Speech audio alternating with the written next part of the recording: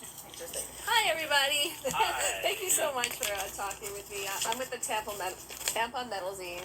I'm originally from Los Angeles, from Long Beach, but things didn't work out, so I'm out here now. But here we are. You guys formed in 1981 in San Francisco. Right. Okay.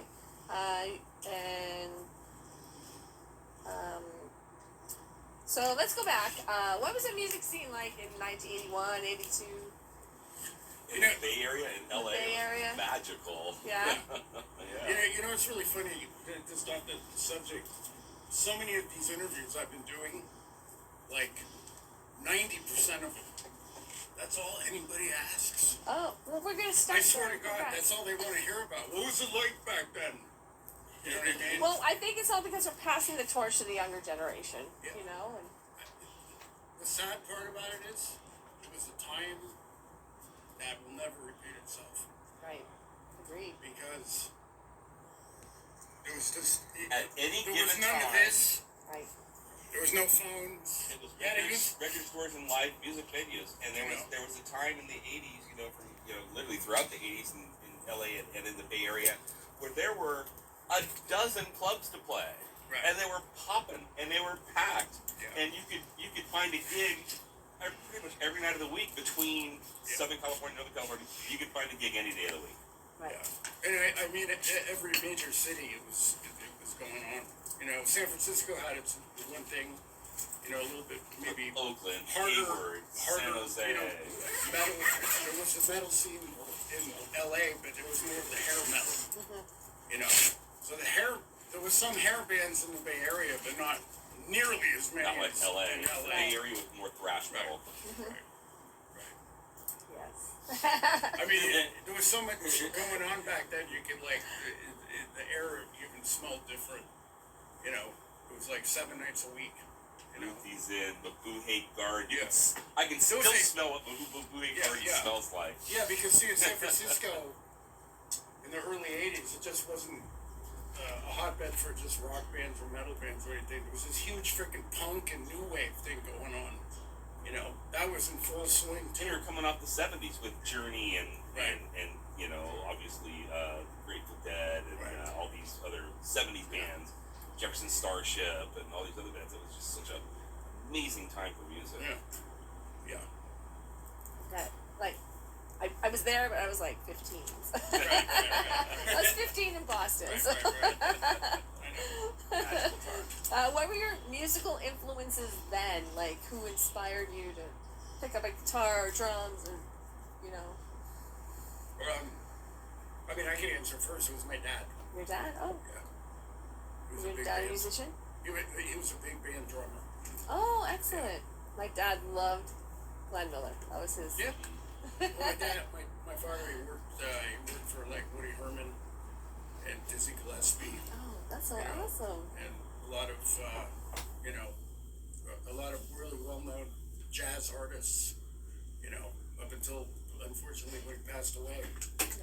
So that's where I got it from originally. Cool. I mean, I discovered Kiss in '75, and I just wanted to be Gene Simmons. Flat out. That was like, that's what I want to do with my life. Mm-hmm. And, other bands, obviously very influential, AC/DC and Ted Dude, as a guitar player. Yeah. All of those bands from the late '70s. And by the '80s, I was writing songs. By the '80s, I was in original bands. So it was really just those bands that influenced, me to play music. All eyes on you. Well, of course it was Kiss. See, I'm what, 10, 11 years younger than these guys. But all my friends were older than me, so they all had all the cool shit. And so, of course, Kiss was there, and then Def Leppard just popped out of nowhere. And was On Through the Night. On Through the Night. Yeah. The first record. And I was like, who Saw the them on fuck that are tour. these guys? I'm old as fuck. And then my best friend's brother was older than us. Was listening. I heard this, Man on the Silver Mountain. And I hear this voice. Just I'm the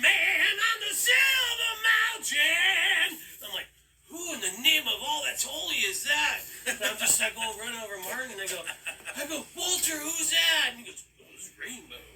And I go, who's singing? Oh, Ronnie James Dio. Yeah. I'm like, and then I just started wanting to know more about Dio, and then he was with Sabbath, obviously, and then so on and so forth. And that was my first heavy metal experience was Ronnie James Dio, the Sacred Heart Tour, when Yngwie Malmsteen was opening. I was there, Halloween. And it changed my life. Dressed as Nita Hagen. Changed my life. Purple hair. I was just ecstatic. And I was in the 6th grade when I went to my first metal concert. I want to hear Casey's answer because he's the younger. He's the young one here. Eddie Van Halen. So old school. Yeah. And then I can remember my brother showing me. He would watch these motorcycle videos and stuff, and they had Sepultura, Arise. Wow. One of those. We just went to see Soulfly 2 weeks ago. We just saw So Soulfly. that is good. Like both sides of the coin. That's interesting because that's old school. Yeah. Oh Yeah. yeah. Just slamming, but just like thrashy as fuck. Right? So yeah. Cool. Kind of sums it up, I think. Shreddy 80s guitar and Yep. slamming thrash metal. Yeah, the 70s and 80s paved the way for everything that's going on, 60s too. Last but not least. What's the question? Who influenced you to start making music? Paul McCartney. Cool. Big Eagles fan. Mm. And then drifted into a lot of funk because of my mom. And then she also introduced me to Aerosmith. And I got into David Bowie, Kiss, AC/DC, Priest, Maiden, Slayer. It just got heavier and heavier. Miss Slayer. The older went I to a get, live the show. heavier I like my music. Right? Agreed. Why the name Trauma? Well, I'll cut to the chase really quickly there. This band was started by Mike Overton and Donnie Hillier. I was not in it yet. So to answer your question, I don't know the answer. Okay. I don't know the answer to that one, unfortunately. Okay. I can ask Mike. I think it was just fitting at the time. How No. popular were you guys back then? We went from, when I first joined the band was already gigging out quite a bit. They were already playing, Wolfgang, or the whole Waldorf, the Keystone Berkeley, the Stone, and then they go down to LA and play at, the Whiskey, the Troubadour, all that. They go up to Seattle every once in a while. So they were kind of popular. I knew who they were because I did see them,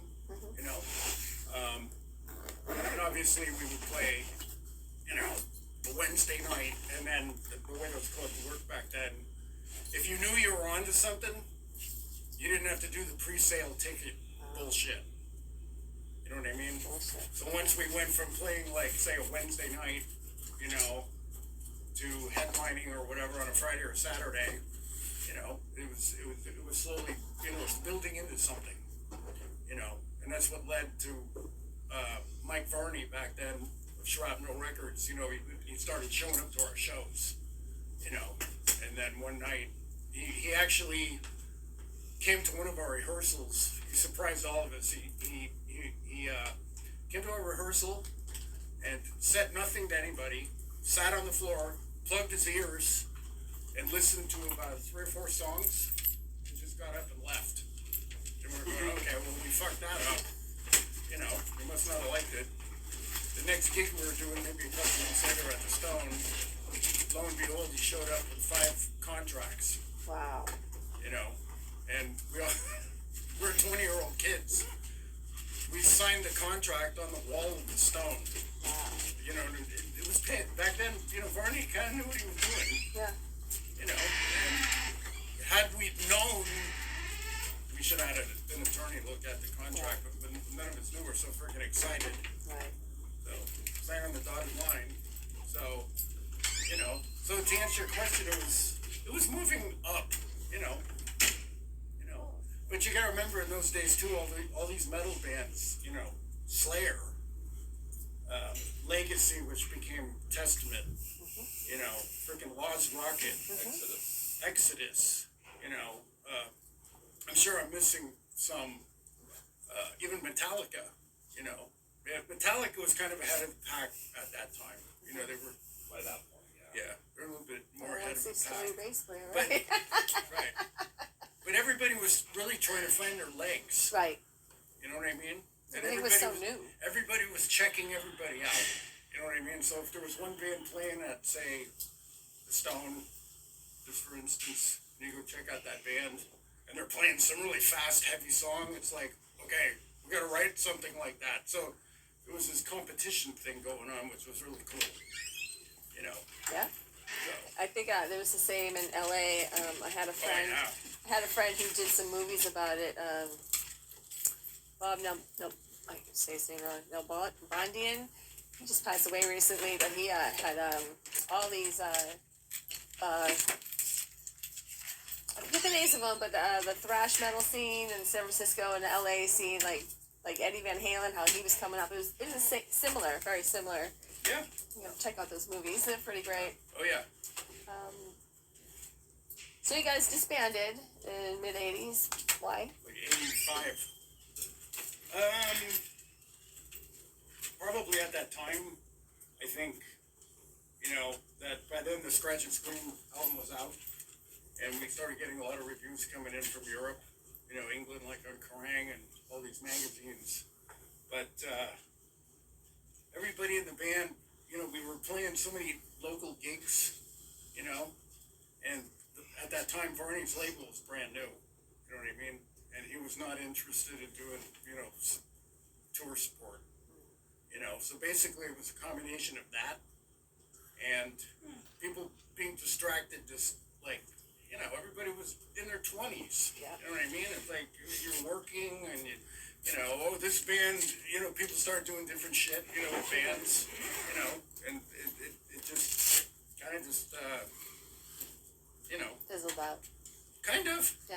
Yeah. Because we didn't really see the light at the end of the tunnel in those days. You know what I mean? So that's what happened. So what made you come back? Well, me and Donnie Hillier were in touch for many years, you know, all through the 90s and whatever. And we had talked about it once in a while. Wouldn't it be fun if we put Trauma back together? It's like, my God, why?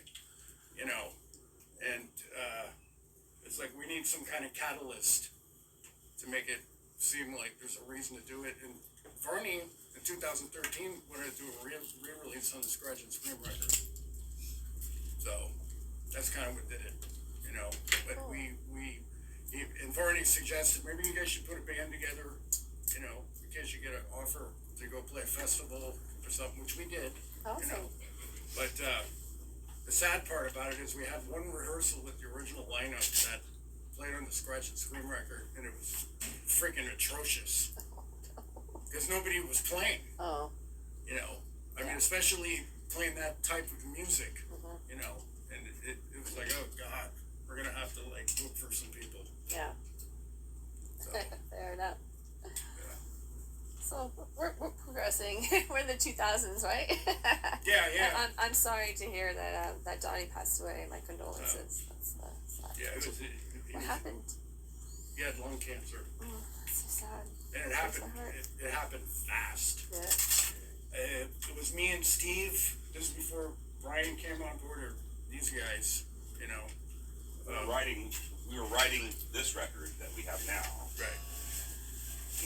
and it was COVID, so it was hard to write. It was hard to get together. Yeah. Right. Sure. And, you know, a lot of stuff back and forth, and, you know, there'd be communication, and we'd be sending files back and forth, and I just got a phone call one day, and it's like, Donnie's in the hospital. Well, the last gig we did with Donnie was at the House of Blues. House of At the Blues. NAMM show, we opened up for Metal Allegiance. Oh. Yeah, Metal Allegiance. You know. That was our last show. That was in 2020. And that was in January of 2020. Yeah. Literally, And I was there at the same time with my old band. It was kind of Yeah. ironic.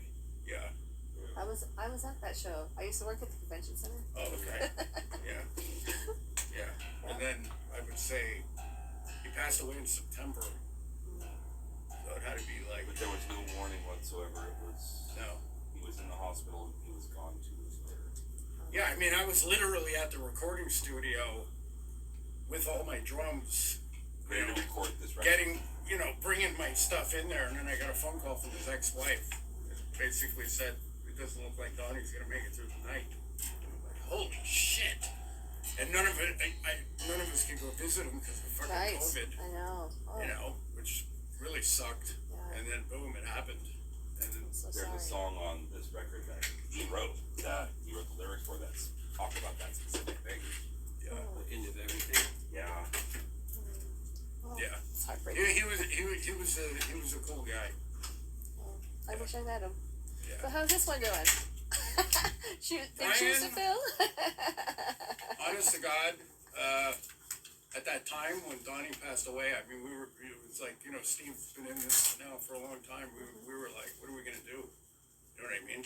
We had all this material, and the producer we were using, Juan Ortega, basically recommended Brian.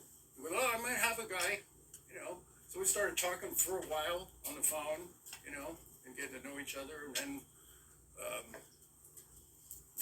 sent a tape, and, he came down, jammed with us, and it was just like, this is good, this will work. And when I really knew it was gonna work, and I think Steve probably will agree, is when we were at the studio, and he laid his vocals down on the first couple songs, and we were listening to the playback, it's like, oh, hell yeah. Hell yeah. Cool. And to be honest, it was a miracle. Yeah. Yeah, there was We got lucky. there was a time it's like I'm sorry, bro. That's probably it. Yeah. This isn't gonna work. We did not finish writing the songs, and we don't have a singer now, and Most of them you guys had complete half of them. or demoed or something like that. We had the songs, but not the lyrics. Yeah. And Donnie was a lyricist. Yeah, Donnie wrote some lyrics on some of the songs, but he got sick, Yeah. And I mean, I know the problem with what happened was I was able to talk to him up until he couldn't talk. And once he realized he couldn't talk anymore, I didn't hear from him anymore. I didn't even get any text messages from him, So he wanted it to continue, but the big question was, how? And that was the key thing is Brian coming in, being in that rehearsal room, hearing him sing the songs that we had already had ready to go, and saying, well, okay, I guess we have a band. Cool. And, Yeah. And I'm more at home with Bay Area, 'cause that's always been my heart. So, and of course, Vicious Rumors was in the Bay Area. Yeah. So I like this stuff much better. I mean, I loved my other band, Dark Sky, that I was doing with on the East Coast, that John Moyer was helping write most of the music and whatnot. But it's just, I love thrash. Yeah, I love thrash too, and like I said, we had the album was partially written. I think we had most of the songs, half of the lyrics, and then when Brian came on board, I think I had to write at least 2 or 3 more songs. But what it allowed me to do is write heavier, because Brian has a heavier voice. He can sing the melodic stuff, he can scream the Halford thing, but he can put on the Chuck Billy thing too at the same time. And that was really when I was excited about finishing this record, because I was able to write heavier music, which I love. I love thrash. And then Michelle wrote those twisted. Yeah, and then my no wife, lyrics. we had 4 songs with no lyrics, and so my wife started helping me write lyrics, and they're twisted. I mean, She's twisted. The song "Death of the Yeah. Angel" is written first person Ted Bundy. He wrote that, and then there's Are you nervous? His wife gave me nightmares. I had nightmares. after that stayed 34 with years, me. I think I'm safe. Okay. I was dreaming about what's his Gary Ridgway. Ridgway, that motherfucker, man, because of fucking Michelle. And so that really kind of opened up, my thing as a songwriter is I just love heavy music, and so that's looking into the future too, writing a next to being a heavier record. So really happy. Our new video is coming out on the 10th. Me, on the chorus, Donnie's actually singing with me. Oh Oh, yeah. that's cool. I did see some newer videos, and I saw, I saw the old video that was supposed to be like the promo video or something, and it had like women tied down, chained down. Oh, that's ancient. That was I'm like, who are these Well, is it- women? is it- I was not in the band then. Was it Cliff Burton in the band? Yeah, That was a song called The Warlock. Oh, Yeah. Warlock. I was like, what is it? And speaking of the devil of Cliff, Mike Overton told me how they came up with the Scratch and Scream song because of Cliff. And as Overton told me that they were playing at the Troubadour, and Cliff went across the street and was banging this one dude's girlfriend, and they were looking for Cliff, and I guess the guys came in, they were all pissed off. Where's my fucking woman? They wanted to kick his ass or some shit like that. And so then a couple of guys from the band went running, Cliff, pounding on the door, gotta get the fuck out of here, this thing's gonna kick your ass or something like that. And that's how Donnie, I guess, came up, and Mike came up with the whole idea of Scratch and Scream, and that's what the whole song's like. And Mike was telling me, I was laughing so hard, it's like, that's hilarious. I have heard that story actually. I'm somewhere down the road, I used to go to the Troubadour. Sure, we did it in LA. I don't know. That's funny shit. This will be my first drama show, so I'm really excited. I'm glad I get to experience even this version. I don't know. I like old stuff. I like new stuff. I like everything. Old is new. How's the tour going? We don't know yet. This is show Oh, this is one. first day. That's right. I do know that. I'm sorry. How did you guys get on this one? What? Well, Todd, singer from Queensryche, he was in a band before Queensryche called Crimson Glory, and I was in Vicious Rumors, and we were touring together, and that's how we became friends, because when I first met Todd, it was at the Keep True Festival, and I was a big Crimson Glory fan, and when Midnight passed away, I was just like, you can't replace Midnight. It's like Lemmy, right? Right. You can't replace Lemmy. Right. And Crimson was a very underground metal band, but I loved them, just fucking, they were phenomenal. And when I saw Todd and he fucking nailed everything, I was like, because I was gonna watch this fucking dude, he could pull it off, and he just blew me away. And then I was like, I gotta know this motherfucker, and so then we just became friends, and from other shows, and then and that's just cultivated that relationship. And then when he found out he was gonna be playing with Queensryche, he calls me, I was like, dude, what do I do? What do you mean, what do you do? Fucking do it, man. He's like, oh, what about Crimson Glory? I was like, fuck that. Fucking, it's like, fucking, you're doing everything that we would want to do.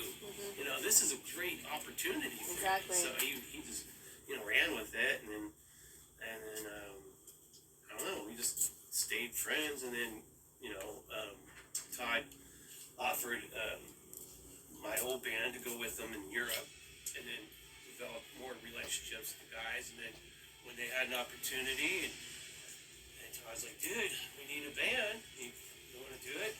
Because everyone says they want your band, Trauma, and I was like, okay, let me talk to them, and that's told Chris, and Chris was like, fuck it, we're going to make it happen somehow, we got to make this happen. So, That's awesome. Here we are.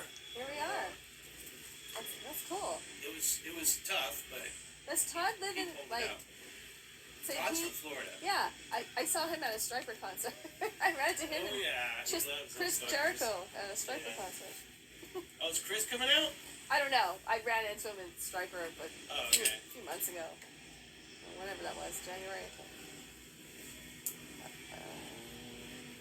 How long is the tour? 31 days. It goes from March 3rd to April 16th. Okay, and where does it end? Florida. So we're going to be going. Where? Like. St. Petersburg is the last show. Oh, okay.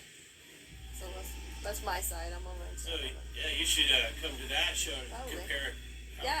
how shitty we are now to how really good we I must. may. I just may. Maybe not at all.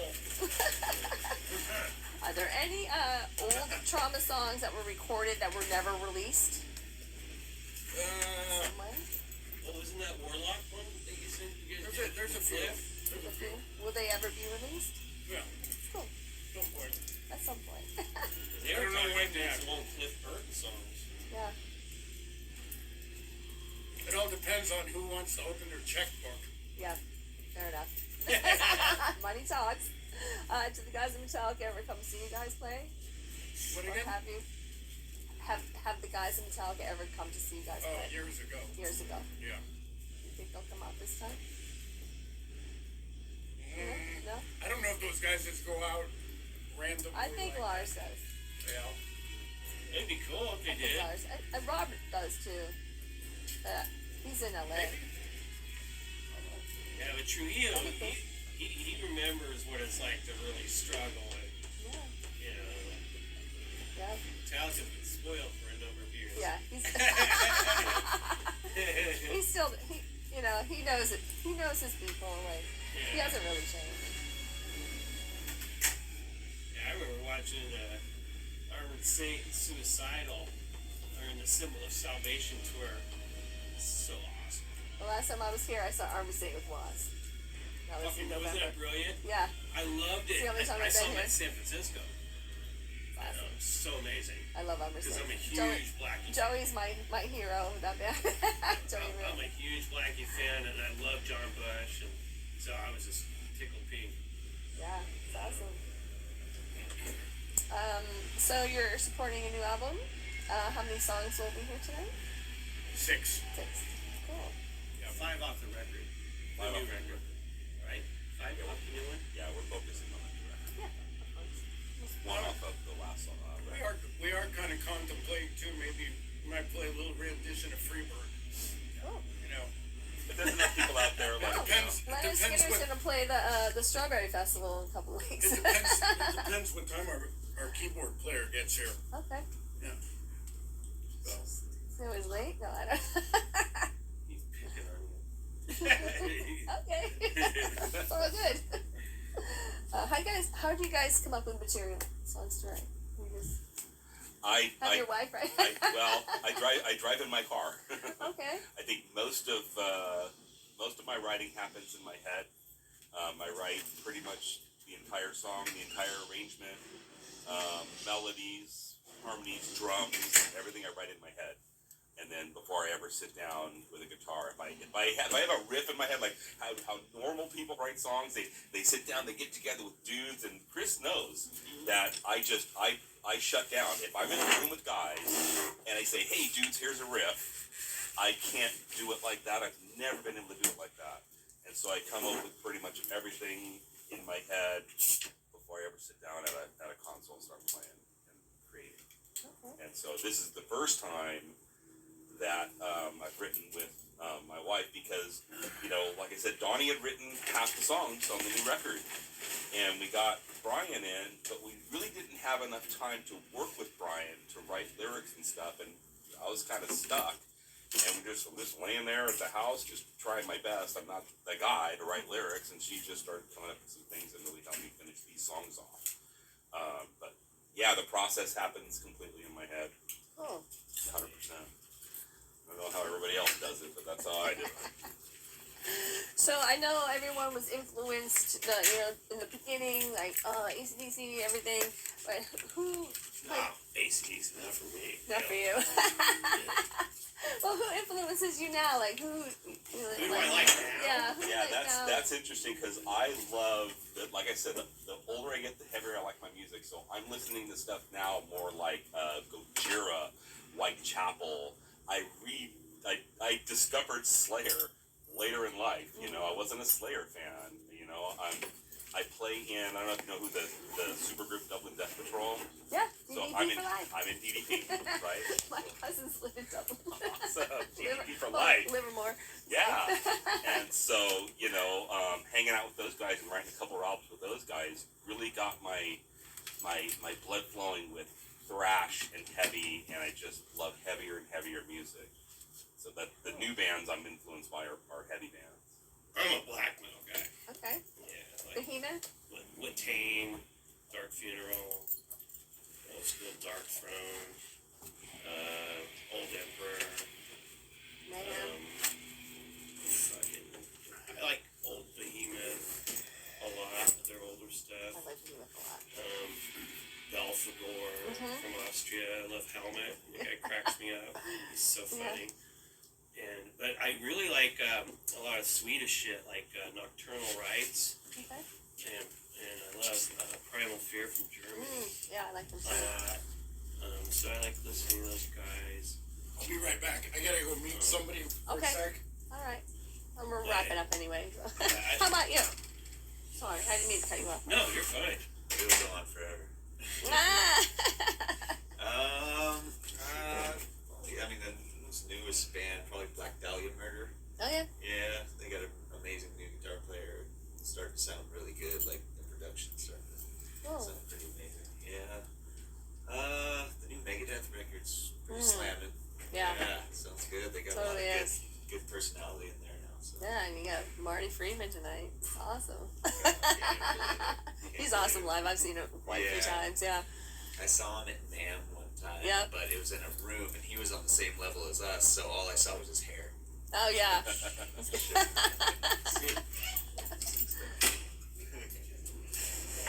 Your social media. You guys do it? You guys active on it? I just do Facebook. Yeah. I don't do the other stuff. We have somebody do it for us, and I think just that do a Lance little bit. guy's doing our trauma page, and Spencer makes sure that people don't make mistakes. 'Cause he likes to crack the whip on people that are. That's not how we do it. You know. There you go. Talk like we're in 6th grade. Yeah, Try he's to very try to be particular. present. Yeah.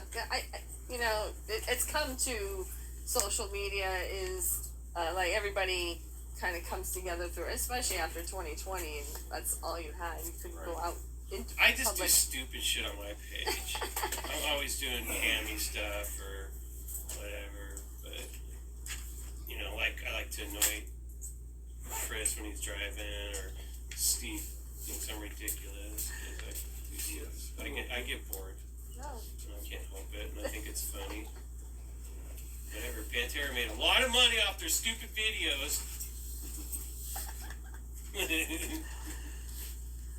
Yeah, I'm gonna go see them eventually.